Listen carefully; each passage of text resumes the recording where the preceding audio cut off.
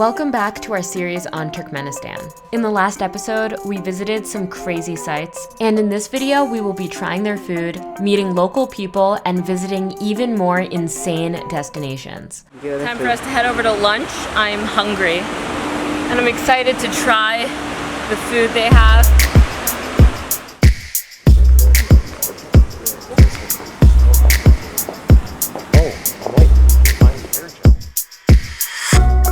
This is one of the attractions in the city right here, and we're so close to it. It's right near our hotel.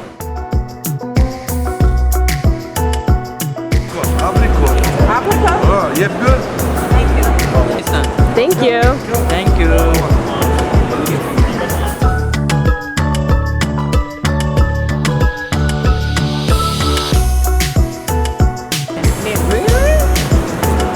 Well, thank you.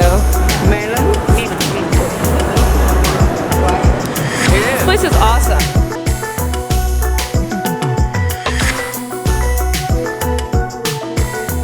This is a meat pie called Neutrality, she said.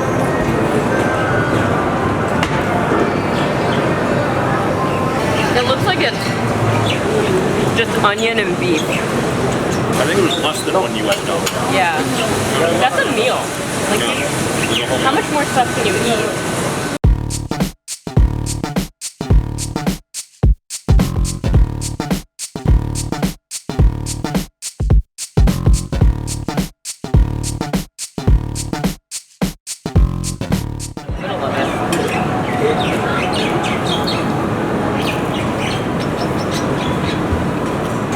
Alright, so a lot of use of herbs. Right. There's dill in here, there's some sort of cream, and this is so thin and crispy that it feels much lighter on the carbs. Right. So I'm glad he recommended this wrap.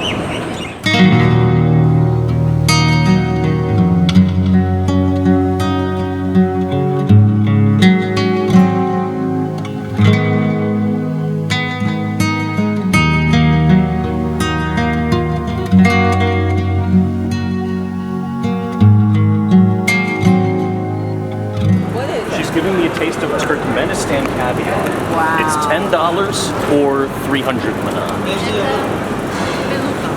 Beluga. Yes. Wow. Beluga caviar from Turkey. And this is from Turkmenistan? That's really good. It's not as salty, like hit you in the face salty as normal caviar. That's enough caviar. It's like the exact same thing as before, but thinner. I love this. Different texture than the first one. The first one was like a little bit crunchy. Just passed through the market over here. Get that real quick. This is the Russian market over here in Ashgabat, Turkmenistan. Just saw a bag vendor selling some Supreme duffel bags. Only problem is he also had some exact same bags that had the Reebok logo on it. Just finished up lunch at that awesome market, except they were kind of iffy about letting me film in there. The vendors are welcoming, but not pushy. They want you to purchase from them, but if you don't, they're kind. We also tried some massive melons that they have out here. I've never seen melons like that before. And they were so sweet, they tasted fantastic. But, yeah. You know. Maybe I am too straightforward person, and you can tell it's crossing the line. Let's get into some of the weirdest things I noticed in Turkmenistan and answer some of your burning questions. First up, the highways. The highways are pristine. Like, even at night, you can see the glow of the street lights and the lights on the buildings reflecting off of the cement on the highway. It's no potholes, completely like glimmering and silent while you drive. So we start asking the taxi driver, how long have the streets been this clean? And the guy's like, they've always been like this. Yeah, but you know, after learning more about the history, I believe that, because there was an earthquake in 1948 that destroyed 98% of the buildings in the city reportedly, and 2/3 of the population died. This actually wasn't even really reported on in the Soviet news, but 110,000 people died in an earthquake here. So they essentially started anew, and they started anew in the Soviet Stalin era. So it's actually entirely possible that it's always just been this clean since the earthquake. Next, let's talk about the cars. They are pretty much all the color white. Well, my taxi driver told me that all the cars are white because people just like the color white. But my tour guide said that it's the law. And it is, in fact, the law. According to this 2015 article, the government has suspended imports of black, dark blue, and red automobiles, and are telling exporters to ship white cars instead. According to this 2018 article, the police is impounding cars of all colors, except for white from the capital city of Ashgabat. Why white cars? Well, this Quartz article says it's because current President Gurbanguly Bernie Mohamedov prefers white, and that it's his favorite color. Customs officials at the time reportedly couldn't explain why, other than that white brings good luck. Next, something random that caught our eye was the Olympic Stadium. Oh, this is the Olympic Stadium. There were no Olympics. Yes, there were. In Turkmenistan? Yes. When? I don't know when. When was never, because Turkmenistan has never hosted the Olympics. Its Wikipedia article says, despite the use of the name Olympic Stadium, the facility was neither built as part of a bid to host the Olympic Games, nor has it been used in such games. It's mostly used for football matches by the Turkmen national football team and musical performances by Turkmen pop stars.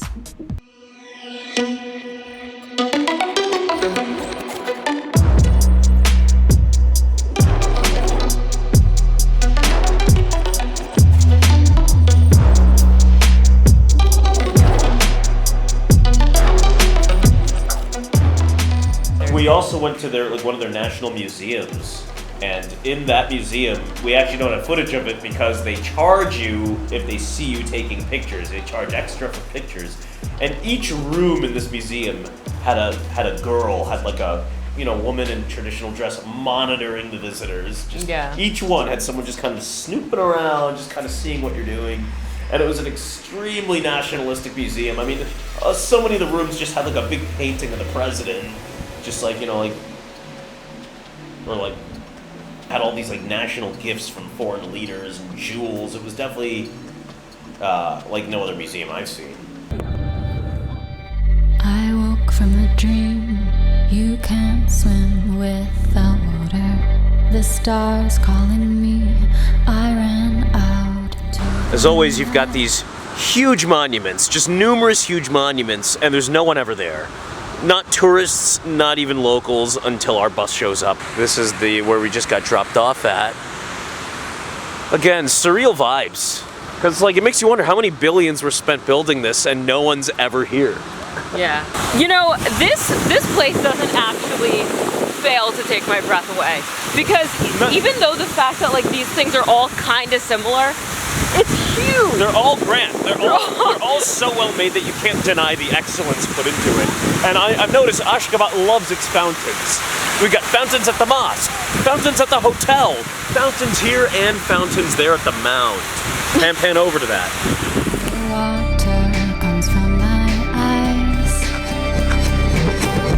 The very last piece, your name is written on it, but you never believed in signs, just coincidence. I know they told you it's a one-way to the goal, but I dare you to see the gold glowing deep within. Good. Hello.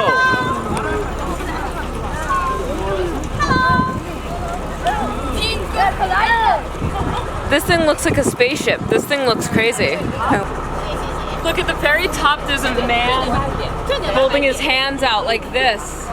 That man at the top is the first president of Turkmenistan, Niyazov, who served for 15 years after Turkmenistan's independence from the Soviet Union in 1991. The statue, called the Arch of Neutrality, was built in 1998, costing over $12 million to create, and his golden statue at the top was designed to rotate throughout the day so that his face is always basking in the sun.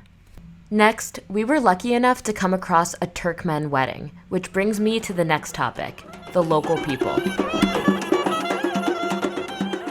Here, I mean, the guys wear t-shirts and jeans, but the women, I would say over 85, maybe even 90% of the women are all wearing the traditional dress of Turkmenistan, which is a beautiful, bright-colored, long-sleeve dress.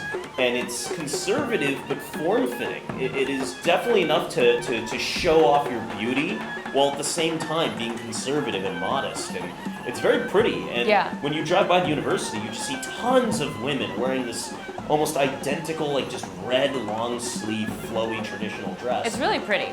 I actually wanted to buy one of the dresses, but that is not so easy. At the mall, there were many stores with dresses on display, but inside, all they had were different fabrics hanging to choose from. These shops offered custom-made dresses, and the store owner said she would have to take my measurements and it would take about 2 weeks to complete. The question dominating my comments section on the last video was, where are the people? I can try my best to answer that question. As you saw in this video, there were locals in the Russian market, kids riding bikes, and people at the wedding. One explanation for why you don't see people walking on the streets is that everything is very far away, and people take cars everywhere rather than walking. There certainly are a lot of cars driving around that indicate that there are, in fact, people here. Our local tour guide said the culture is that people spend time inside their apartments and invite people over rather than going out for get-togethers. She also said the white apartment buildings are populated, though we did not get to go inside them and investigate. So your guess is as good as ours whether those buildings all have people living in them. I've also seen comments saying that the people stay in while it's hot during the day and go out at night. However, it was quite cold when we were there, so I really don't know if there are unknown Turkmen laws, societal norms, or really just not that many people living there. It was hard to get definitive answers while we were there, and know what to trust from the tour guides and what not to trust. But here are some things that we did notice while we were there. You have these futuristic looking buildings with, glass and concrete and marble, and everything's just so beautiful and polished. And yet at the same time, you've got like cops goose stepping around, and you can't take pictures of them. They got their big hats on. So many websites are blocked here. I mean, it's not just Facebook and Instagram and Twitter that's blocked. It's like, Netflix, YouTube, you can't watch any videos out of the sites that you can go on. The Wi-Fi speeds. Oh, the Wi-Fi speeds are terrible. Yeah. And even the locals are like, yeah, our Wi-Fi speeds are horrible. Our guide from yesterday had studied abroad in China. And she was like, I didn't even realize how bad my Wi-Fi speed was until I was in another country. And I was like, is this what it's like in other parts of the world? Right, so on one hand, it's like you're in this futurist place that easily actually looks better than anything I've seen in America in terms of cleanliness and organization and just civility. Everything's quiet. You can't even find a cigarette butt on the ground. But then at the same time, it's like things are very restricted in ways that you might not even know, or that you might just have to discover for yourself. It feels like you're in the future, but then again, there's things that just don't work. Another thing is this government claims to have a no crime rate. And while that is unlikely, I wouldn't be surprised if the crime rate was near nothing, because there's a curfew enforced by the police, an 11 p.m. curfew. You can't walk around at night. And there's police posted at every corner. As a matter of fact, the police are so on it in this country that every single time we've gone out, you see 1 or 2 cars pulled over for speeding or for not having their seatbelts on. I mean, the cars are always pulled over, and there's always police, and the sentences for crime are so harsh that I really wouldn't be surprised if the especially violent crime rate were near zero.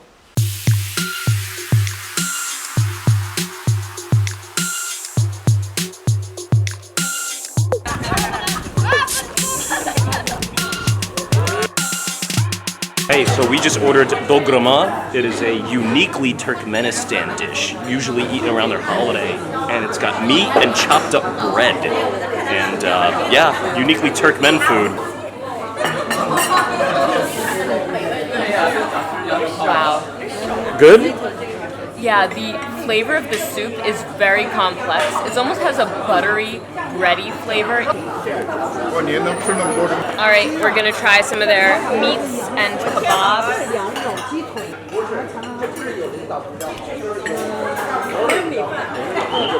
It tastes like sausage, American breakfast sausage.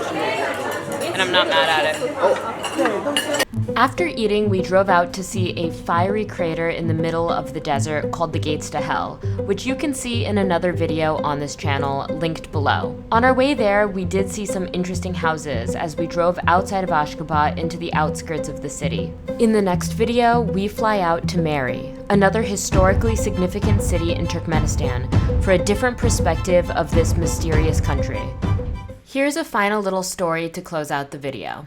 Michael went to a bar last night, so he got a little sense of what they have. So I just hailed a cab and, and there's no fares in the city. There's no taxi fare where they tell you how much you owe. It's sort of like an estimation honor system thing. Like, all right, hey, here's 10 manat, whatever.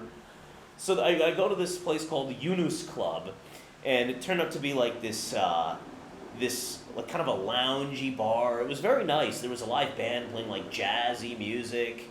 Not many people though on a Saturday night. And the bartender there was friendly. I didn't have enough manat, but they accepted my US dollar. And this is where more cracks started to show, because he was telling me that the exchange rate for the dollar was 1 to 16 manat, which is fantastic.